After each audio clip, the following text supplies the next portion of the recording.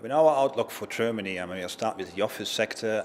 There's some rental growth, but it's pausing from the strong increases we have seen the last 2 years.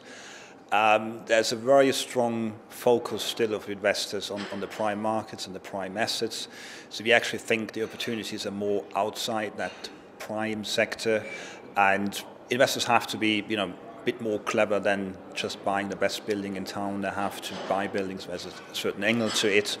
And then they will find that yields are increasing very fast with just taking a little bit of extra risk.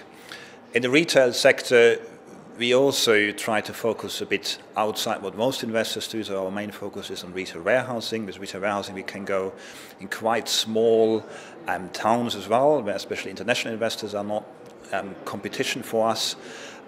We can buy in these kind of smaller towns the best asset in town. Usually they just have 2 or 3 retail warehouses, sometimes just one. And as long as we're very comfortable with the local catchment area as a kind of fitting that investment, we're very happy with that. We also invest in logistics, and our outlook for logistics is it's kind of a start of a maturing process in that sector.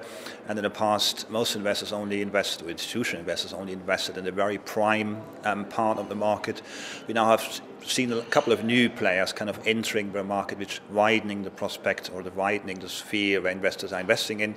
We want to be early on that train to get some yield compression and benefiting from that sector maturing to the market more similar to as it is in the UK or in the US.